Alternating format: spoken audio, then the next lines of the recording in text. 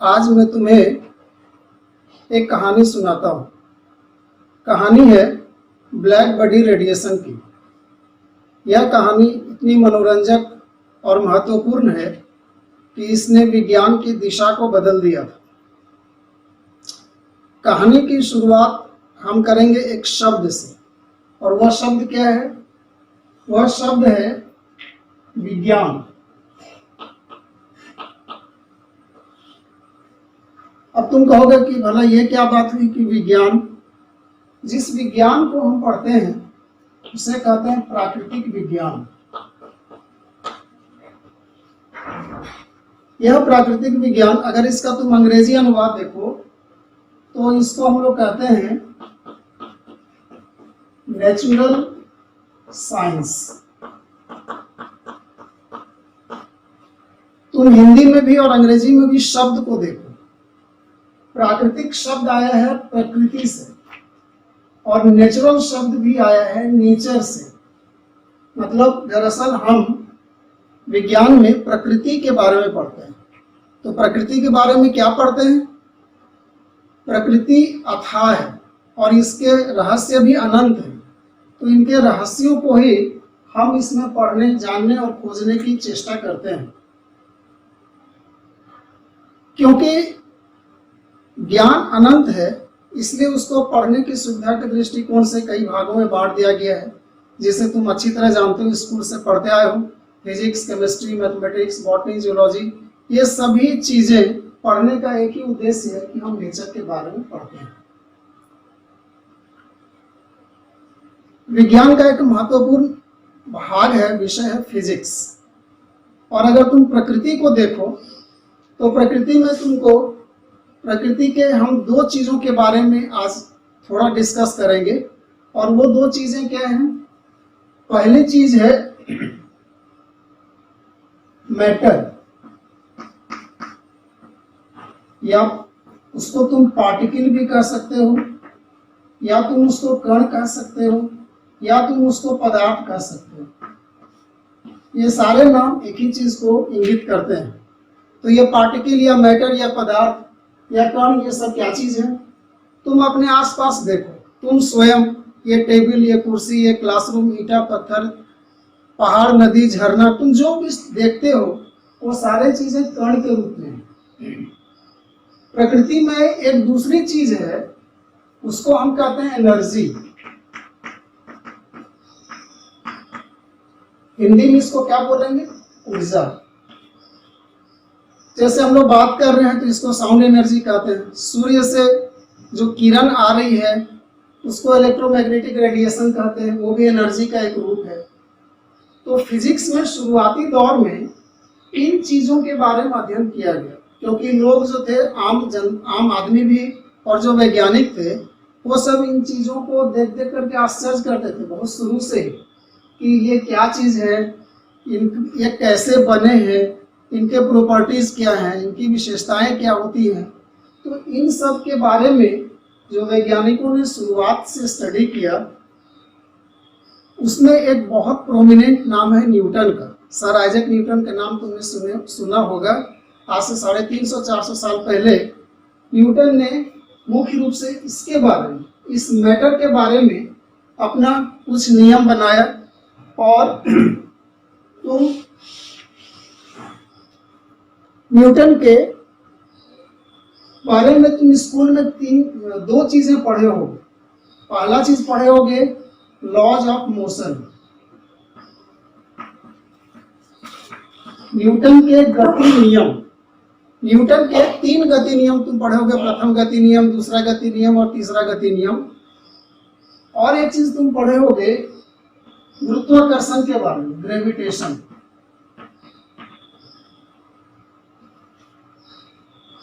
ये laws of motion और gravitation क्योंकि न्यूटन ने दिया, इसलिए इसको न्यूटोनियन मैकेनिक्स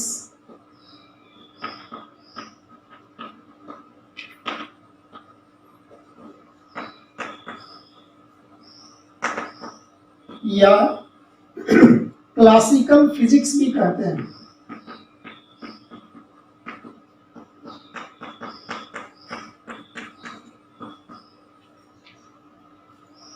तुम अगर न्यूटन के नियम और ग्रेविटेशन के नियम को देखो तो दरअसल ये प्रकृति के किस रहस्य को बताते हैं। मैं तुमको एक दो छोटे छोटे एग्जाम्पल से इसको क्लियर कर देता हूँ। हालांकि ये सब हम लोग स्कूल में पढ़ चुके हैं, और फिर भी एक बार हम उसको रिपीट करेंगे।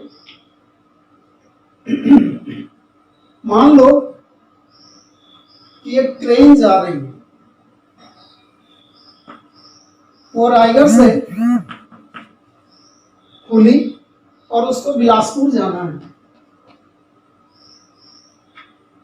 तो तुम अगर ट्रेन का रूट को देखोगे और उसका टाइम टेबल को देखोगे तो तुम स्पष्ट तुमको पता रहेगा कि रायगढ़ से अगर वो इतने बजकर इतने मिनट पर खुलेगी, बीच में उसका वेलोसिटी इतना रहेगा, और अगर किसी प्रकार का दुर्घटना ना हो, सारी चीजें अगर नॉर्मल वे में है, तो बिलासपुर इतने बजकर इतने मिनट पर पहुंच जाएगी।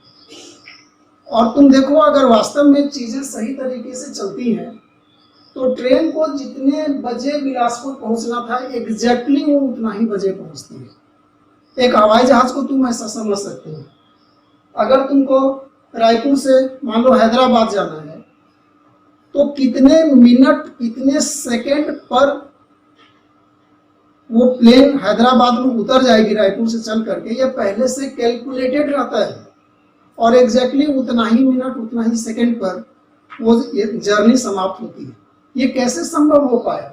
ये सारी बातें संभव हो पाई लॉज ऑफ मोशन के कारण, क्योंकि इसके कारण हम पदार्थ के प्रकृति के बारे में जान सके, उसके मोशन के बारे में जान सके। मैं तुमको एक और अच्छा एग्जांपल देता हूँ इन सारी चीजों का। जैसे तुमने ग्रहण देखा होगा, सूरज ग्रहण या चंद्र ग्रहण। जब ये ग्रहण लगने वाले होते हैं तो महीनों पहले से पेपर में टीवी में आने लगता है कि इस दिन इतना बजकर इतना मिनट इतना सेकंड पर ग्रहण लगेगा, विश्व के इन इन भागों से देखा जा सकेगा, इतनी देर तक ग्रहण लगेगा और इतने बजे समाप्त हो जाएगा। और एग्जैक्टली जैसा फोरकास्ट रहता है, जैसे भविष्यवाणी वैज्ञानिक किए रहते हैं, 100% एक्यूरेसी के साथ वो भविष्यवाणी सही उतरती है और वैसा ही होता है। कैसे ये लोग समझ जाते हैं? ये कितनी आश्चर्य की बात है कि ना हम पृथ्वी को घूमता देखते हैं, इतनी विशाल पिंड है पृथ्वी, सूरज, चंद्रमा, ये सब इतनी बड़ी बड़ी चीजें हैं, और हमने कितना एक्यूरेट कैलकुलेशन किया है कि घंटा मिनट सेकंड के हिस्से तक हम उसका सही कैलकुलेशन कर पाते हैं। ये सारी बातें किसके कारण संभव हो पाई? क्लासिकल फिजिक्स के कारण, जिसमें इन चैप्टर्स के अलावा और भी ढेर सारे चैप्टर्स हैं। मेरा कहने का मतलब ये है कि क्लासिकल फिजिक्स ने इन मैटर्स के जो प्रॉपर्टीज हैं, जो उनके बिहेवियर हैं, उनकी व्याख्या बहुत सफलतापूर्वक कर ली। अब हम दूसरे हिस्से पर आते हैं, प्रकृति के। प्रकृति में कुछ चीजें ऊर्जा के रूप में है। जैसे सूर्य से किरण आ रही है, तुम जानते हो कि प्रकाश है, इसके अलावा भी बहुत सारे किरणें वहां पर आती हैं हमारी धरती पर।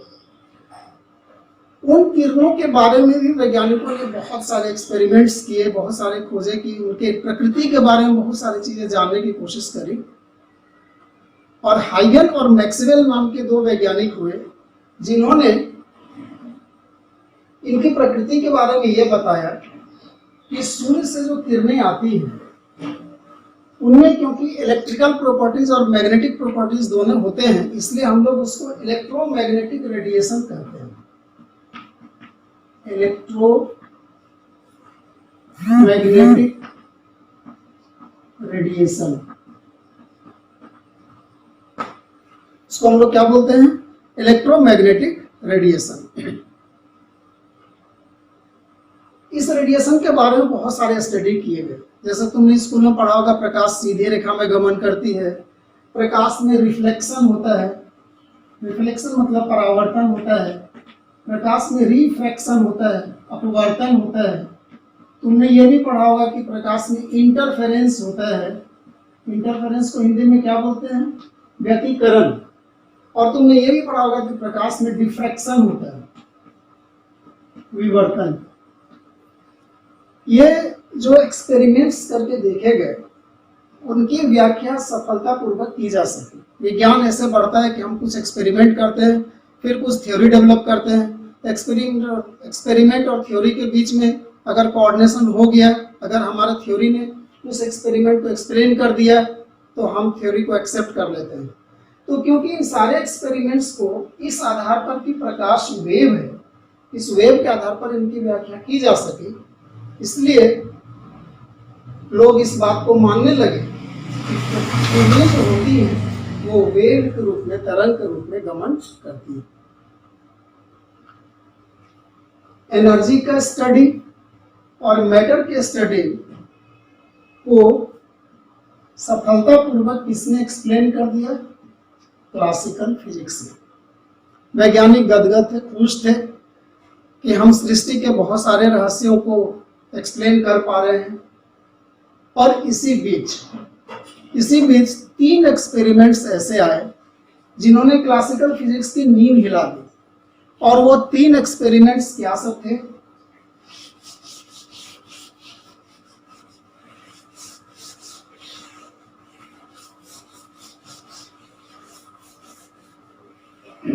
और वो 3 एक्सपेरिमेंट्स थे,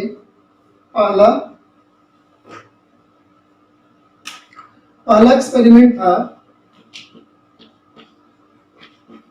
ब्लैक बॉडी रेडिएशन। ये 1860 ईस्वी में लोगों ने इसके बारे में स्टडी किया। दूसरा एक्सपेरिमेंट आया फोटो इलेक्ट्रिक इफेक्ट। इसका स्टडी लगभग 1887 के आसपास हुआ। तीसरा एक्सपेरिमेंट क्वांटम इफेक्ट। यह स्टडी 1923 ईस्वी के आसपास हुआ। न्यूटन कब हुआ था? 1600 समथिंग में हुआ था, 350-400 वर्ष पहले। क्लासिकल फिजिक्स अपने चरम पर था। इसी बीच ये 3 एक्सपेरिमेंट्स आए, black body radiation, photo electric effect, quantum effect. ये तीनों तुमको अपने सिलेबस में पढ़ने हैं, यही इसका इंपॉर्टेंस को बताता है। ये 3 एक्सपेरिमेंट्स क्या हैं, कैसे हैं, इसका डिटेल स्टडी तो सिलेबस में है तो करेंगे ही, पर अभी जो मैं तुमको बताना चाहता हूँ हिस्ट्री के रूप में केवल ये है कि ये 3 एक्सपेरिमेंट्स ऐसे थे जिनके रिजल्ट्स की व्याख्या क्लासिकल फिजिक्स के द्वारा नहीं की जा सकी। क्लासिकल फिजिक्स फेल हो गया और तब कुछ नए कॉन्सेप्ट्स की आवश्यकता पड़ी जिसके आधार पर इन सब की व्याख्या की जा सकी। और वो नया कॉन्सेप्ट था प्लांक्स क्वांटम थ्योरी। तो प्लांक्स क्वांटम थ्योरी को पढ़ने के पहले हम सबसे पहले ब्लैक बॉडी रेडिएशन को पढ़ेंगे। और ब्लैक बॉडी रेडिएशन को भी पढ़ने के लिए हमको एक फंडामेंटल बेसिक नॉलेज की जरूरत पड़ेगी जो तुम पढ़े हो, हर क्लास में पढ़े होंगे, और एक बार हम लोग 5 मिनट उसको रिवाइज करेंगे। ब्लैक बॉडी रेडिएशन को पढ़ने के लिए जिस चीज की सबसे ज्यादा जरूरत पड़ेगी वो ऐसा है, ब्लैक बॉडी रेडिएशन। सबसे पहले हम लोग इस शब्द को देखेंगे, रेडिएशन। इधर से हम लोग शिफ्ट करेंगे। सबसे पहले हम लोग इस शब्द को देखेंगे कि रेडिएशन क्या है, फिर देखेंगे कि ब्लैक बॉडी क्या है, और तब हम पढ़ पाएंगे कि ब्लैक बॉडी रेडिएशन क्या होता है। रेडिएशन जैसा कि तुम जानते हो, अगर तुम बल्ब जलाओ, मोमबत्ती जलाओ, आग लगी है कहीं पर, या सूर्य से जो किरण आती है, ये सब कई प्रकार के एनर्जी इसमें रहते हैं, कई प्रकार के रेडिएशन रहते हैं। आपके सामने जाते हो तुमको गर्मी लगती है, तो ये सारे रेडिएशंस के कारण होते हैं। और ये रेडिएशन के बारे में अभी हम कुछ चीजों को जानेंगे। सबसे पहला चीज तो ये है कि ये रेडिएशन वेव के रूप में गमन करती है, और ये रेडिएशन बहुत वैरायटी की होती है। मैं पूरा स्पेक्ट्रम एक बार लिख देता हूँ और उसके आधार पर हम यहाँ से देखेंगे जो पूरा इलेक्ट्रोमैग्नेटिक स्पेक्ट्रम है, जो रेडिएशन है, वो ऐसा है। Gamma ray, x ray, ultraviolet,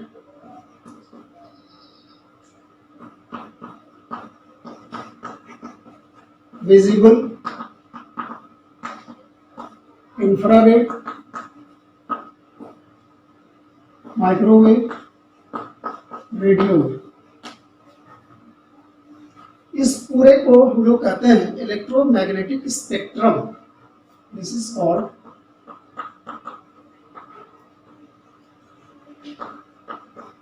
electromagnetic spectrum. ये सब ऐसा ही रहते हैं, ऐसा ही दिखते हैं, और फिर भी क्या डिफरेंस है, इन सब में क्या डिफरेंस है, इसको जानने के लिए हमको थोड़ा इसके बारे में जानना पड़ेगा कि ये जो वेव है ये दरअसल कैसा है। इस वेव से संबंधित हमको 4-5 टर्म्स को जानने पड़ेंगे, कुछ विशेष शब्दों को जानना पड़ेगा, जिसमें पहला है वेवलेंथ, या इसको हम तरंग दैर्घ्य की लंबाई भी कहते हैं। दूसरा शब्द हम लोग डिस्कस करेंगे वो है फ्रीक्वेंसी या आवृत्ति। तीसरा शब्द है वेव नंबर, तरंग संख्या। और चौथा है प्रकाश का वेग, वेलोसिटी या वेग। पहले ये 4 टर्म्स को देख लेते हैं। वेवलेंथ को हम निरूपित करते हैं लैम्डा से, फ्रीक्वेंसी को हम निरूपित करते हैं न्यू से, इसको न्यू पढ़ते हैं। न्यू कैसे लिखेंगे? NEW, न्यू, इसको न्यू पढ़ते हैं। वेव नंबर को हम निरूपित करते हैं न्यू बार से, वेलोसिटी को निरूपित करते हैं C से।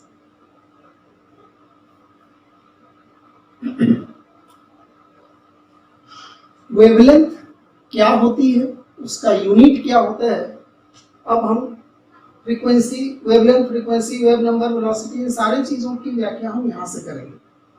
वेवलेंथ क्या है? वो इस वेव में तुम देखो कि जैसे ये यहाँ से स्टार्ट हुआ तो ये उच्चतम बिंदु पर आया, फिर घटते गया, फिर निम्नतम बिंदु पर आया, फिर उच्चतम पर आया, फिर निम्नतम पर आया, ऐसा, और ये रिपीट होता रहता है। किसी भी 2 उच्चतम या 2 न्यूनतम बिंदु के बीच की दूरी को हम लैम्डा कहते हैं। यहां से यहां तक भी लैम्डा है, ये भी लैम्डा है, ये भी लैम्डा है, ये सभी लैम्डा है। क्योंकि ये दूरी है, इसलिए इसकी वही इकाई होगी जो दूरी की होती है, जैसे सेंटीमीटर, जैसे मीटर, जैसे nanometre, picometre, femtometre, angstrom and so on.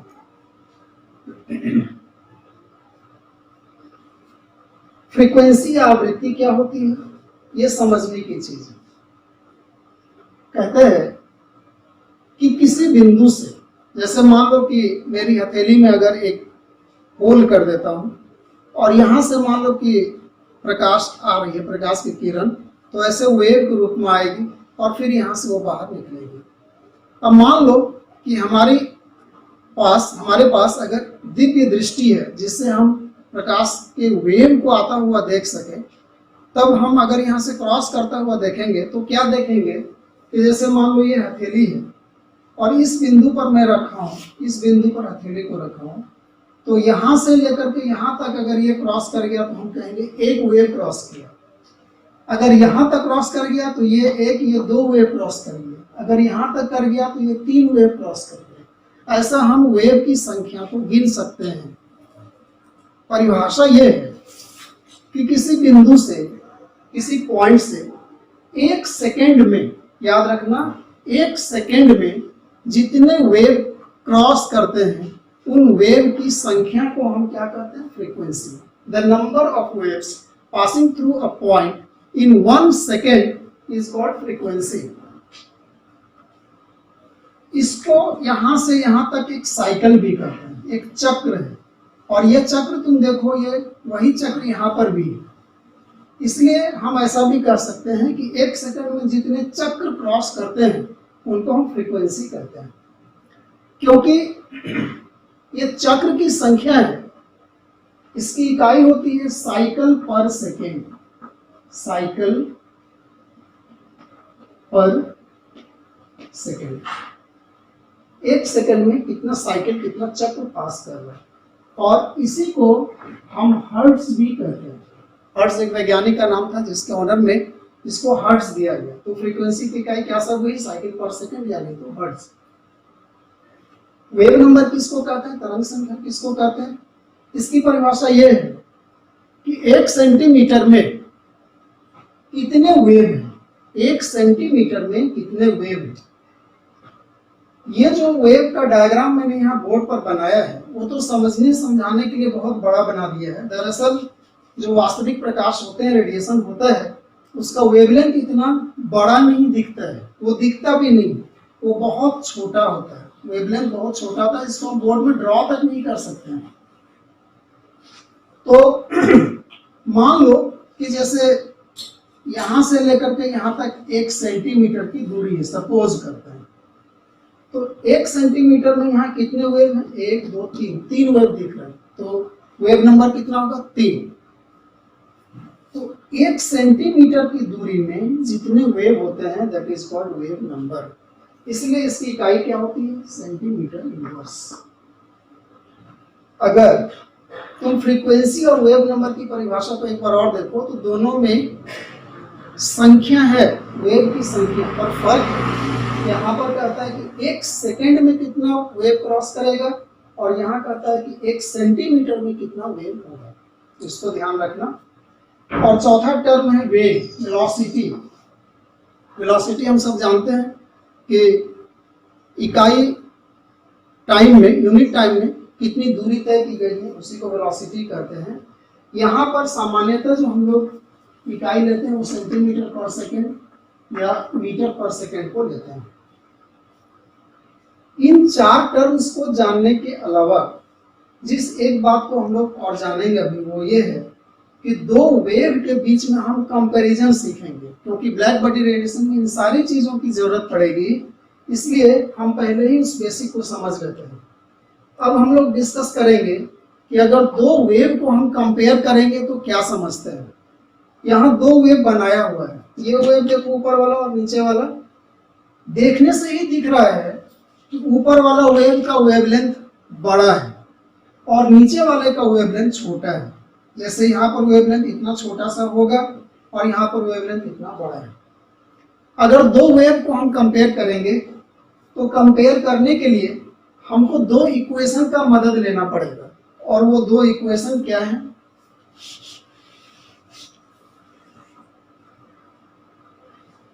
इन सारे जो टर्म्स हैं इनको मिलाते हुए 2 छोटे छोटे इक्वेशन हैं।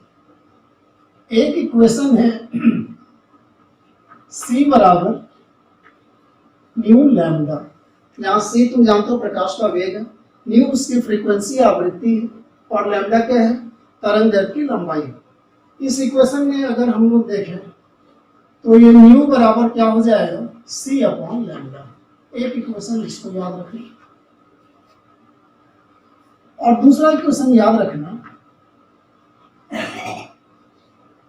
कि ये जो वेव होता है उसमें ऊर्जा होती है, एनर्जी होती है, सब एनर्जी। तो इनकी ऊर्जा क्या होगी, इसकी ऊर्जा क्या होगी, इन सब की एनर्जी क्या होगी, उसके लिए कहा गया है कि एनर्जी है that is directly proportional to frequency. आवृत्ति का सीधा समानुपाती होता है। आवृत्ति अगर ज्यादा होगी तो ऊर्जा अधिक होगी, आवृत्ति अगर कम होगी तो ऊर्जा भी कम होगी। तो अगर हम लोग ये दोनों वेव को कंपेयर करें तो तुम कंपैरिजन से देखो कि क्या दिखता है।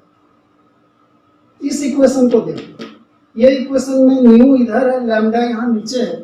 इसका मतलब ये ऊपर है ये नीचे है, इन दोनों में इनवर्स संबंध है, दोनों में व्युत्क्रमानुपाती है। व्युत्क्रमानुपाती का मतलब क्या हुआ कि अगर लैम्डा का मान बढ़ेगा तो न्यू घटेगा, और लैम्डा अगर घटेगा तो न्यू बढ़ेगा। और यहां पर फिर देखो, अगर न्यू बढ़ेगा तो एनर्जी बढ़ेगी, न्यू घटेगी एनर्जी घटेगा, क्योंकि ये सीधा समानुपाती है। तो अगर हम इन दोनों इक्वेशन को एक साथ देखने की कोशिश करें तो किसी वेव के लिए लैम्डा का मान ज्यादा होगा, लैम्डा का मान ज्यादा होगा तो फ्रीक्वेंसी कम होगी, और फ्रीक्वेंसी कम होगी तो एनर्जी भी कम होगी। इसके विपरीत अगर लैम्डा का मान कम होगा तो फ्रीक्वेंसी ज्यादा होगी, और फ्रीक्वेंसी ज्यादा होगी तो एनर्जी भी ज्यादा होगी। तो हम इस तरह से इन दोनों इक्वेशन के आधार पर अगर इन दो वेव की अगर तुलना करें तो क्या देखते हैं, देखो ये नीचे वाला वेव का वेवलेंथ क्योंकि छोटा है, मान लेते हैं कि ये लैम्डा 1 है, ये लैम्डा 2 है, सपोज करो। तो क्योंकि लैम्डा 2 छोटा है लैम्डा 1 से, इसीलिए इसकी फ्रीक्वेंसी ज्यादा होगी। परिभाषा से भी देखोगे तो 1 सेकंड में ये ज्यादा संख्या में क्रॉस करेगा, ये 1 सेकंड में कम संख्या में क्रॉस करेगा, तो इसकी फ्रीक्वेंसी ज्यादा होगी, और फ्रीक्वेंसी ज्यादा होगी तो इसकी एनर्जी भी क्या होगी, ज्यादा। इसलिए इस वेव का वेवलेंथ इससे छोटा है, फ्रीक्वेंसी इससे बड़ा है, एनर्जी इसकी बड़ी है। इसके आधार पर ये जो हमारा इलेक्ट्रोमैग्नेटिक रेडिएशन है, gamma ray, x ray, ultraviolet, visible, infrared, microwave, radio wave, इसको कैसे करके सजाया गया है। ये सजाया गया है कि बाएं से दाएं जैसे जैसे हम लोग जाएंगे, बाएं से दाएं जाएंगे तो वेवलेंथ इंक्रीज करेगा, इंक्रीजिंग वेवलेंथ, लैम्डा इंक्रीजेज। अब क्योंकि लैम्डा इंक्रीज करेगा इसलिए फ्रीक्वेंसी घट जाएगी, और फ्रीक्वेंसी घट जाएगी तो एनर्जी भी घट जाएगी। तो हम क्या कह सकते हैं कि गामा रे का वेवलेंथ सबसे कम होता है, इसकी फ्रीक्वेंसी सबसे ज्यादा होती है, और इसकी ऊर्जा सबसे ज्यादा होती है। जैसे जैसे हम इधर बढ़ते आते हैं, एक्सरे का एनर्जी थोड़ा कम होगा, अल्ट्रावायलेट का थोड़ा और कम होगा, विजिबल का थोड़ा और कम होगा, इंफ्रारेड का कम होगा, और रेडियो वेव का सबसे कम होगा। रेडियो वेव का वेवलेंथ सबसे ज्यादा होता है।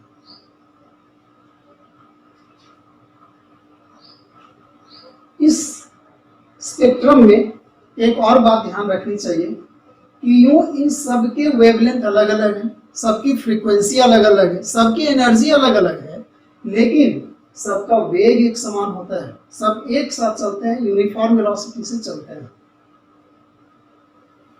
जब हम कंपेयर कर ही रहे हैं तो हम थोड़ा सा कंपेयर इसको करेंगे, क्योंकि ये हमारे ब्लैक बॉडी रेडिएशन को समझने के लिए और ज्यादा इंपॉर्टेंट है। तुम जानते हो कि ये विजिबल है, दृश्य प्रकाश है। जो इलेक्ट्रोमैग्नेटिक स्पेक्ट्रम होते हैं जो मैंने यहाँ पूरा लिखा है, इसमें से कुछ भी आंख से नहीं दिखता है, केवल विजिबल को छोड़ करके। ना एक्सरे, ना गामा रे, ना अल्ट्रावायलेट, कुछ भी नहीं दिखेगा, पर ये विजिबल में जो 7 रंग होते हैं, तुम जानते हो कि वो violet, indigo, blue, green, yellow, orange, red, ये 7 रंग हमको दिखते हैं। इन 7 रंग में से भी तुम देखोगे कि अगर इस तरह से लिखा हुआ है तो वायलेट का जो एनर्जी है वो सबसे ज्यादा होगा, वेवलेंथ सबसे कम होगा, रेड का वेवलेंथ सबसे ज्यादा होगा, और इसकी एनर्जी सबसे कम होगी। दृश्य प्रकाश से रिलेटेड, लाल रंग से रिलेटेड मैं तुमको एक बात और बता दूं कि इस स्पेक्ट्रम से तुम देख रहे हो कि रेड का वेवलेंथ सबसे ज्यादा होता है। इस विशेषता का उपयोग हम लोग खतरे के निशान के लिए करते हैं। खतरे के निशान के लिए लाल रंग का उपयोग इसलिए करते हैं क्योंकि उसका वेवलेंथ दृश्य प्रकाश में सबसे ज्यादा होता है, और इसीलिए दूर से हमारी आंखों को वो दिख सकता है। तो ये था कुछ फंडामेंटल्स इसके बारे में, रेडिएशन के बारे में, जो कि हमको ब्लैक बॉडी रेडिएशन पढ़ने में मदद मिलेगी। अब हम अपने मूल टॉपिक पर वापस आते हैं इतने सारे बैकग्राउंड के बाद कि ब्लैक बॉडी रेडिएशन दरअसल क्या चीज है और हमको उसमें पढ़ना क्या है।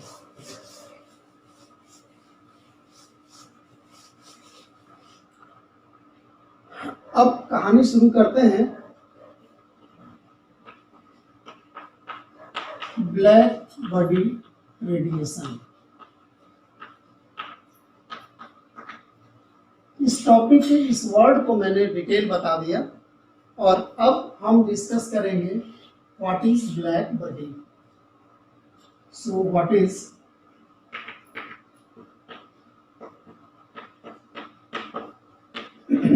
Black body. नाम से यह स्पष्ट है, ब्लैक माने काला, इसको श्याम पिंड भी या कृष्ण पिंड भी कहते हैं।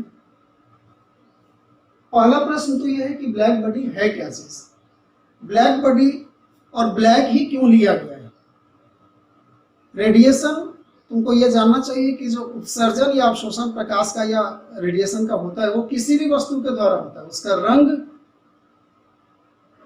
से कोई मतलब नहीं है। किसी भी रंग की वस्तु रहेगी वो प्रकाश को लेगी, अवशोषित करेगी, उत्सर्जित करेगी। तो फिर ब्लैक का क्यों यहाँ पर इतना इंपॉर्टेंस दिया गया, उसका कारण है ब्लैक बॉडी और दूसरे अन्य रंग की वस्तुओं में एक बहुत बेसिक फर्क यह है कि ब्लैक बॉडी सभी प्रकार के वेवलेंथ को अवशोषित कर सकता है और हर प्रकार के वेवलेंथ वाले प्रकाश को रेडिएट भी कर सकता है। हर रंग के हर वेवलेंथ को वो अवशोषित भी करेगा और उत्सर्जित भी करेगा। इसीलिए ब्लैक बॉडी का इंपॉर्टेंस है। ब्लैक बॉडी प्रैक्टिस में ऐसा कोई भी वस्तु नहीं है जिसको हम आइडियल ब्लैक बॉडी कह सकें, और एक्सपेरिमेंट करने के लिए हम एक ब्लैक बॉडी को बनाते हैं। वो ब्लैक बॉडी को कैसे बनाते हैं वो देखो। मान लो कि एक वस्तु तुमने लिया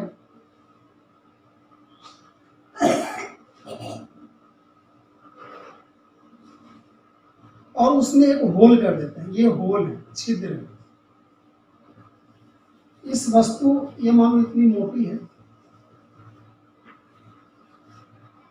इसको आगे और पीछे, अंदर और बाहर से काले रंग से उसको पेंट कर देते हैं। तो इसमें जो छिद्र रहती है उससे प्रकाश इधर अंदर आती है और यहाँ पर एक पाई स्ट्रक्चर ये थोड़ा सा उठा हुआ रहता है, ये ऐसा रहता है। जब प्रकाश की किरण आती है तो इससे टकराती है और फिर अंदर में परावर्तित होती रहती है और बाहर नहीं निकल पाती है और ये अवशोषित हो जाती है अंदर में। क्योंकि सारे वेवलेंथ अंदर में अवशोषित हो जाते हैं, इसीलिए इसको हम लोग परफेक्ट ब्लैक बॉडी कह सकते हैं। और सभी प्रकार के वेवलेंथ यहाँ अवशोषित हो सकते हैं। गर्म जब हम लोग करेंगे तो एनर्जी को लेगा और जब ठंडा करेंगे तो सभी प्रकार के वेवलेंथ को ये बाहर निकाल सकता है और ये हमारे प्रैक्टिकल पर्पज से एक अच्छा ब्लैक बॉडी हो सकता है। अब प्रश्न ये है कि इस ब्लैक बॉडी से हम स्टडी क्या करते हैं, इस चैप्टर में हम पढ़ते क्या चीज है। तो देखो क्या पढ़ता है। हम ब्लैक बॉडी को क्या करते हैं, एक फिक्स्ड टेम्परेचर तक गर्म कर देते हैं। जो टेम्परेचर पर हमको एक्सपेरिमेंट करना है, जैसे मान लिया कि 3000 केल्विन तक मैंने इस ब्लैक बॉडी को गर्म कर दिया, तो हर प्रकार के रेडिएशन को लेगा, बहुत गर्म हो जाएगा। और जब 3000 आ गया तो अब मैं इसको छोड़ दिया, गर्म कर दिया, तो ये वस्तु नेचुरली क्या होगी, ठंडी होने लगेगी। और ठंडी होने के क्रम में इसने जो एनर्जी को एब्जॉर्ब किया था उसको बाहर निकालेगा। तो किस रूप में निकालेगा, रेडिएशन के रूप में निकालेगा और हर प्रकार के वेवलेंथ को निकालेगा, हर प्रकार के वेवलेंथ। किसी का वेवलेंथ कम होगा, किसी का वेवलेंथ ज्यादा होगा, किसी का और ज्यादा होगा। इस प्रकार से हर प्रकार के वेवलेंथ को वो वस्तु बाहर निकालती है। तो हम क्या स्टडी करेंगे, हम क्या स्टडी करते हैं कि इसके सामने में हर प्रकार का वेवलेंथ का जो रेडिएशन निकल रहा है उसके सामने में एक प्रिज्म रख देते हैं। ये सारे वेवलेंथ, अलग अलग वेवलेंथ वाले प्रकाश यहाँ पर आते हैं, टकराते हैं और ये सब अलग अलग हो जाते हैं, सब अलग अलग हो जाते हैं। तब हम देखते हैं, इसका एनालिसिस करते हैं कि लैम्डा 1 का मान कितना है, लैम्डा 2 का मान कितना है, कितना लैम्डा निकला, कितना वैरायटी का निकला। एक तो ये देखते हैं कि कितने वैरायटी की वेवलेंथ निकल रहा है और दूसरा ये देखते हैं कि इस वेवलेंथ का जो प्रकाश निकल रही है उसकी ऊर्जा कितनी यहाँ से निकल रही है। इस वेवलेंथ की कितनी ऊर्जा ये निकाल रहा है, इस वेवलेंथ की कितनी ऊर्जा ये निकाल रहा है, और ये कितना निकाल रहा है।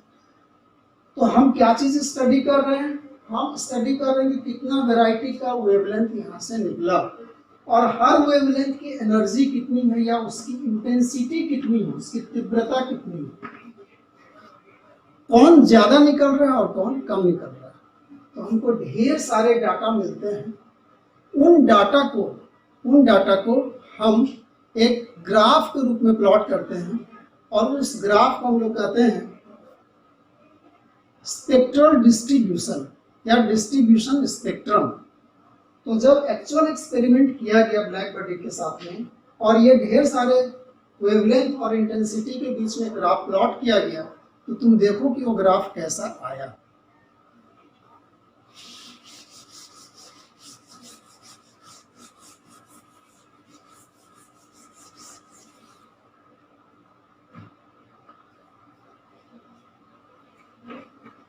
स्पेक्ट्रल डिस्ट्रीब्यूशन, वो ग्राफ कैसा है वो।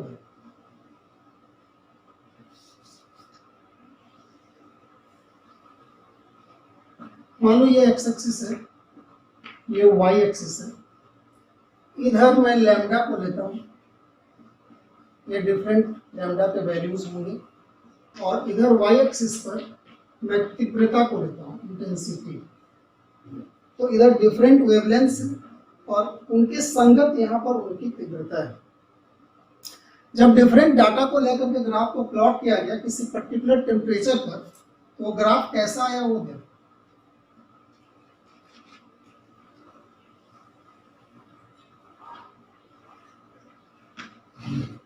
ये ग्राफ ऐसा मान लेते हैं कि ये 3000 के, ये ग्राफ ऐसा है। डिफरेंट टेम्परेचर पर अगर हम लोग उस वस्तु को कभी 3000 पर किए, फिर 4000 पर किए, फिर 5000 पर किए, 1500 पर किए, किसी भी टेम्परेचर पर जब हम किए, तो जब हम लोग अलग अलग टेम्परेचर पर ग्राफ को प्लॉट करते हैं, तो वो ग्राफ कैसा आता है वो देखो।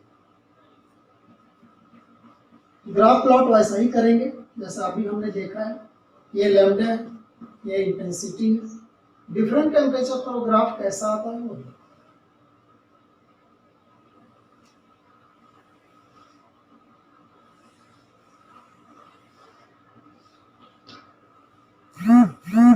ये मान लो 1500 डिग्री सेल्सियस या 1500 केल्विन, ये मान लो 2500 केल्विन, ये मान लो 3000 केल्विन है या 3500 केल्विन है, कोई भी टेम्परेचर है मान लो। तो अगर हम अलग अलग ताप पर प्राप्त हुए ग्राफ को प्लॉट करेंगे तो वो ग्राफ ऐसा रहता है।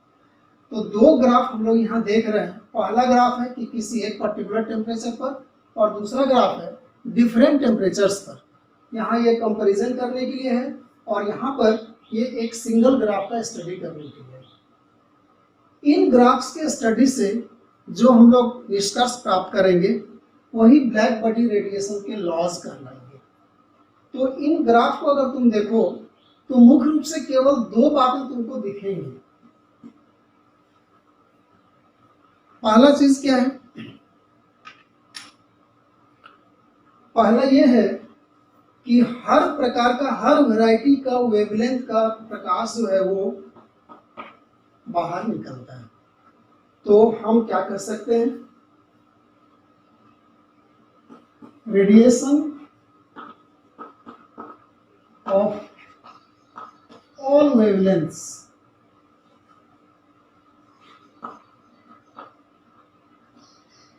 are emitted or absorbed by the black body। इतना सरल सा नियम कि जब हम कृष्ण पिंड को या श्याम पिंड को या ब्लैक बॉडी को गर्म करते हैं या ठंडा करते हैं तो हर वैरायटी का वेवलेंथ को या तो अवशोषित करती है या नहीं उत्सर्जित करती है।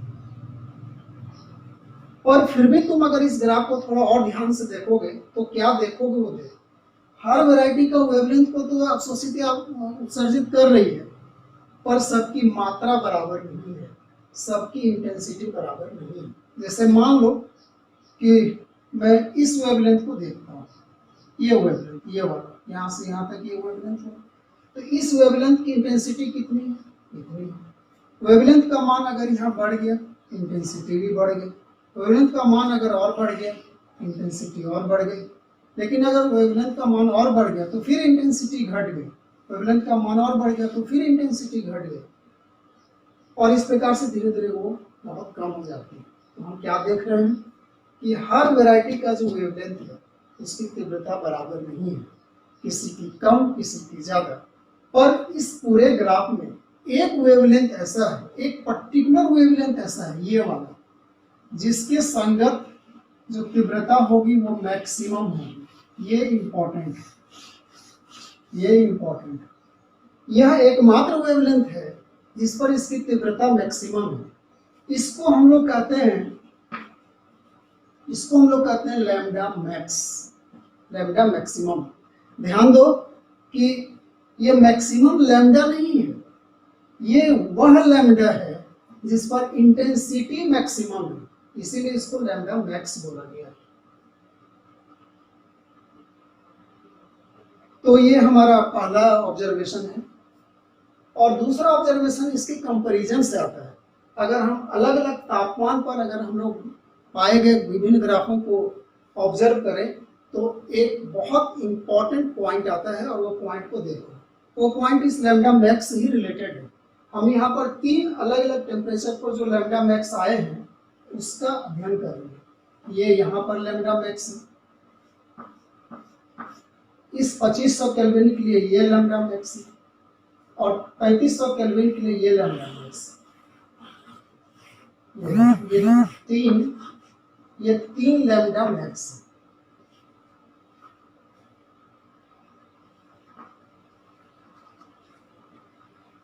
तुम क्या देख रहे हो? जो ऑब्जर्वेशन है वो क्या है? देखो, जैसे जैसे हम टेम्परेचर को बढ़ाते हैं, जैसे जैसे हम टेम्परेचर को बढ़ाते हैं, लैम्डा मैक्स, लैम्डा का जो मान है, ये हाइट को मत देखो, यहाँ पर ये जो वैल्यू है, जैसे इस 1500 के लैम्डा मैक्स का वैल्यू ये है, 2500 के लैम्डा मैक्स का वैल्यू ये है, और 3500 के लैम्डा मैक्स का वैल्यू ये है।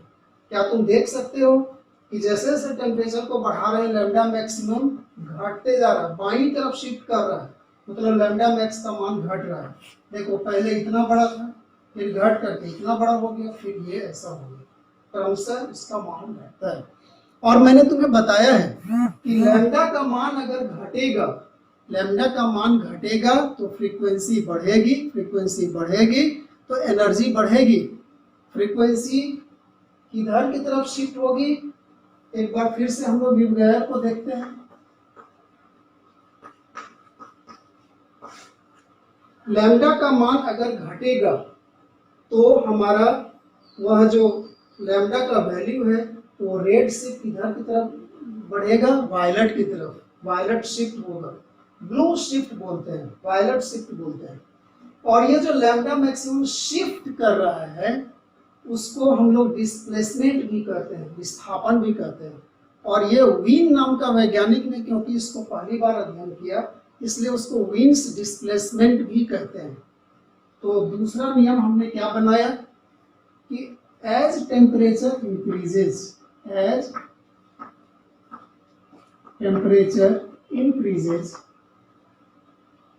Lambda max shifts towards lower wavelength,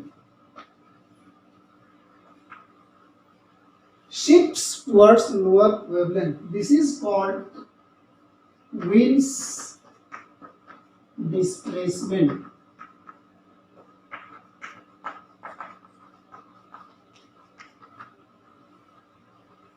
तो ये दो महत्वपूर्ण ऑब्जर्वेशंस ब्लैक बॉडी से लिया गया।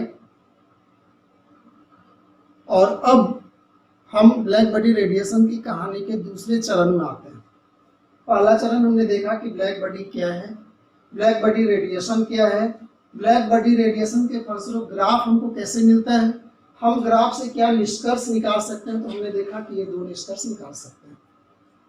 अब विज्ञान के बारे में एक और बात जान लो कि जब एक्सपेरिमेंट्स होते हैं, जो ऑब्जर्वेशंस लिए जाते हैं, देखे जाते हैं, उनकी व्याख्या करने का काम भी वैज्ञानिक करते हैं।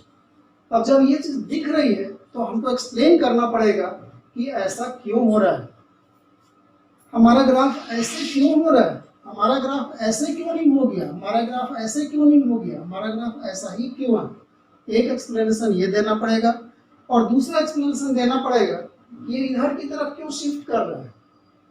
इन एक्सप्लेनेशन को देने के लिए बहुत सारे वैज्ञानिकों ने प्रयास किया, क्लासिकल फिजिक्स का मदद लिया। याद करो उस समय क्लासिकल फिजिक्स ही लोग जानते थे कि प्रकाश वेव का जैसा गमन करती है एंड सो ऑन। उस क्लासिकल फिजिक्स के आधार पर जो मुख्य कंट्रीब्यूशन था वो 2-3 वैज्ञानिकों का था। पहला था विन्स, अब मैं इसको मिटा देता हूं।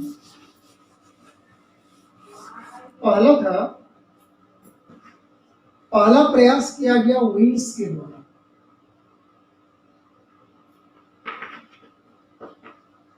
विन्स, और दूसरा किया गया रेले जीन्स के द्वारा। दो प्रयास किए गए। मैथमेटिकली विन्स ने थर्मोडायनामिक्स का सहारा लिया, क्लासिकल फिजिक्स का सहारा लिया और उसने एक इक्वेशन को डिराइव किया।